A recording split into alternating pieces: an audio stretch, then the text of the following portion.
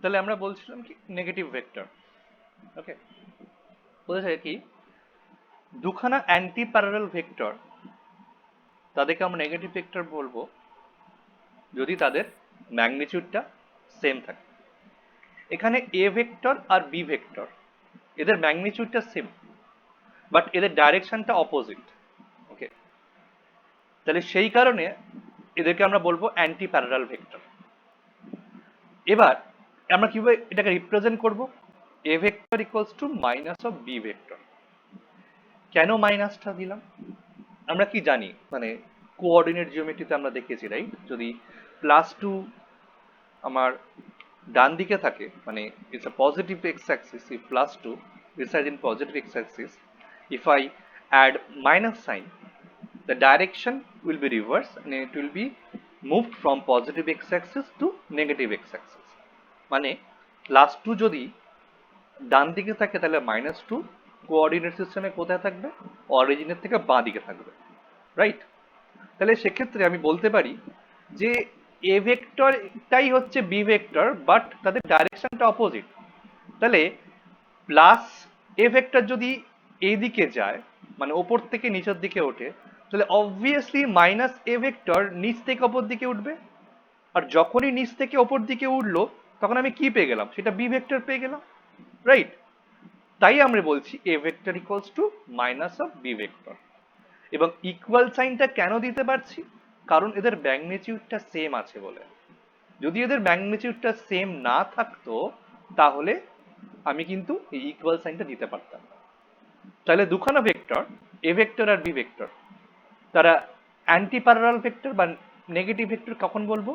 যদি তাদের ম্যাগনিটিউডটা সেম থাকে এবং তারা অপোজিট থাকে, মানে the angle between two vector, if the angle between two vector is 180 degree and their magnitude is same, then we will say those vectors are negative vector.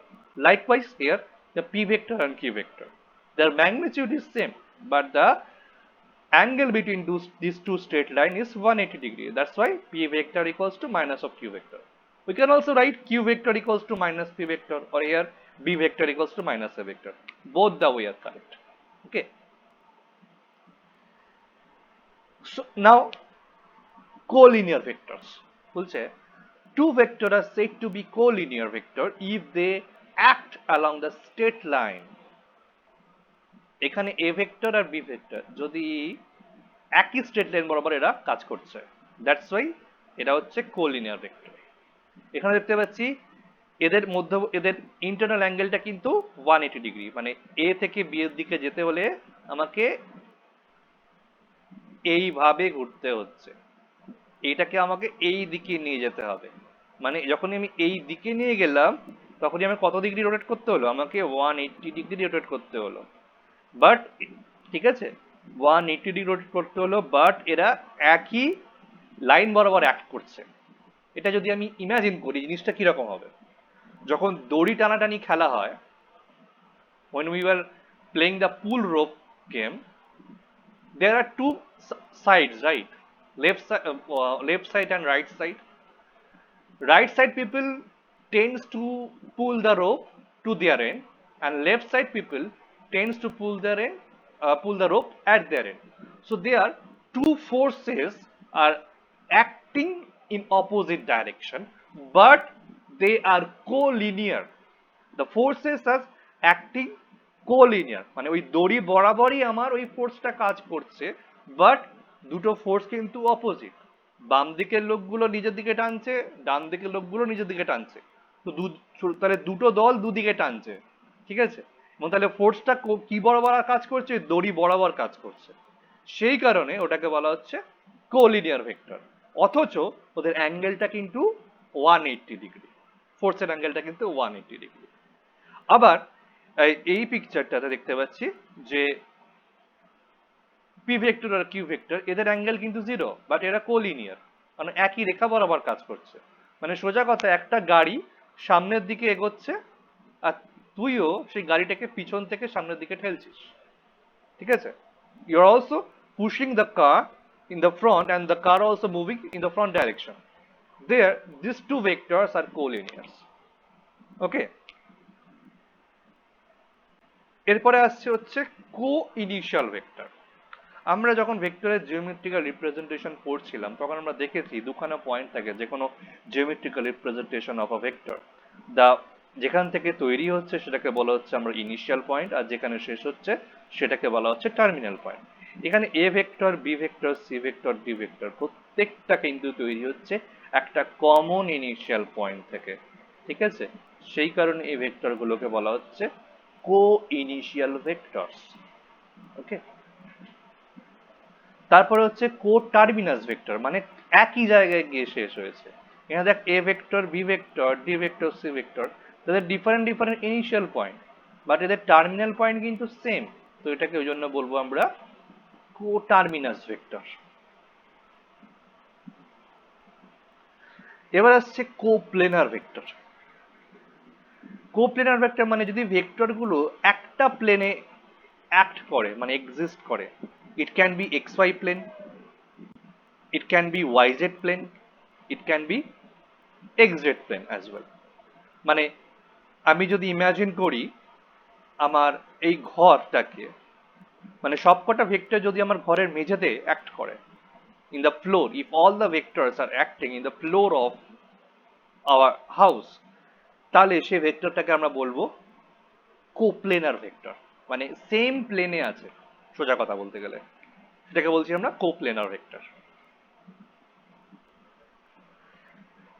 R non কোপ্লেনার vector কোনটাকে বলবো? যদি প্রত্যেকটা ভেক্টরের plane different different হয় তাদেরকে বলবো আমরা নন কোপ্লেনার vector. মানে দেখ এই যে একটা সাইন আছে এখানে, এ ভেক্টর, বি ভেক্টর আর সি ভেক্টর। এ ভেক্টরের প্লেন কোনটা? এই গ্রিন পোর্শনটা। বি ভেক্টরের প্লেন কোনটা? এই রেড পোর্শনটা। সি ভেক্টরের প্লেন কোনটা? এই ব্লু পোর্শনটা।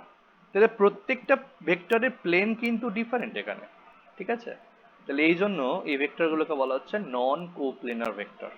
মানে সোজা কথা স্পেসে ভেক্টরগুলো আছে, মানে 3 ডাইমেনশনাল স্পেসে আছে, তখন সে ভেক্টরটাকে বলছি আমরা নন কোপ্লেনার ভেক্টর।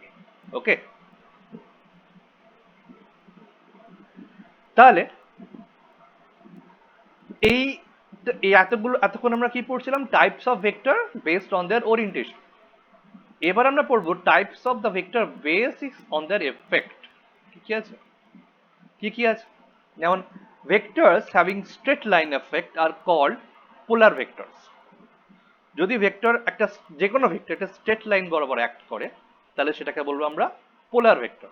যেমন ডিসপ্লেসমেন্ট একটা ভেক্টর। ডিসপ্লেসমেন্ট মানে কি? মানে you are right now you are here, you are moving from here to there. Okay, so your movement occurs in the straight line direction, from left to right, from left to right. That is called the displacement is a straight line effect, so it's a polar vector. Likewise, velocity. Velocity means what? Rate of change of displacement. You are moving from here to point A, for example point A to point B in time t. Your velocity will be what? Displacement by time. Okay, so and this, as this displacement is a vector, then velocity will also be a vector. Likewise, acceleration. Acceleration means what? Rate of change of velocity. We know that velocity is a vector, then acceleration is also is a vector. Force, P equals to mf, mass into acceleration. So force is also a vector. All these vectors acts in a straight line. এগুলো সবকটা straight line বরাবর কাজ করে, সেই কারণে এগুলোকে বলা হচ্ছে পোলার ভেক্টর। তারপর হচ্ছে অ্যাক্সিয়াল ভেক্টর, মানে অ্যাক্সিস বরাবর কাজ করে। মানে যখন তুমি রোটেট করছো, সাপোজ ধরো তুমি রোটেট করছো, বা ইমাজিন করো তুমি একটা তোমার বাড়ির দরজা খুলছো, ঠিক আছে? যখন দরজাটা খুলছো তাহলে দরজাটা কি হচ্ছে? রোটেট করছে না?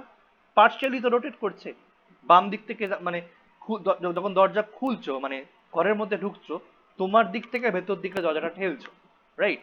তাহলে ওইটা মানে দরজার যে পাল্লা, মানে যে অ্যাক্সিস, যে স্ক্রু যেটা রেসপেক্টেড দরজাটা রোটেট করছে, তাহলে these are all rotational vector. এগুলো কোনটা? এক্সাম্পল কি কি? Angular momentum, angular velocity, angular acceleration, torque, these are all axial vector. মানে এখানে ভেক্টরটা একটা অ্যাক্সিস বরাবর কাজ করে, অ্যাক্সিস অফ রোটেশন, সোজা কথা বলতে গেলে। মানে you are applying some forces on some object, if the result of the application of force is a rotation of that object, then we will say that the force you are pushing, you are actually providing to that object is an axial vector. মানে একটা বস্তুর ওপর তুমি বল প্রয়োগ করছো এবং সেই বল প্রয়োগের কারণে যদি বস্তুটা ঘুরতে শুরু করে কোনো একটা অ্যাক্সিসের ওপর বেস করে, পৃথিবীও ঘুরছে, রাইট? পৃথিবীও ঘুরছে নিজের অ্যাক্সিসের উপর বেস করে, right?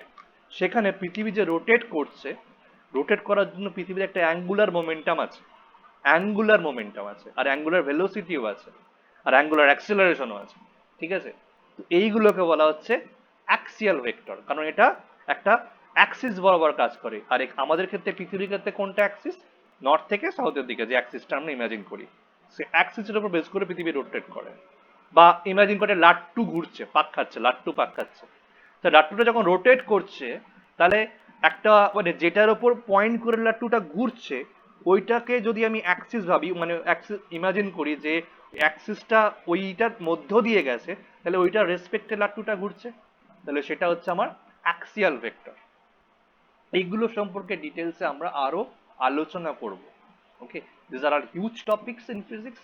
We will discuss elaborately when we will go to this angular momentum chapter or angular velocity chapter. Okay, but for now this is sufficient enough. So any question till now? What is torque?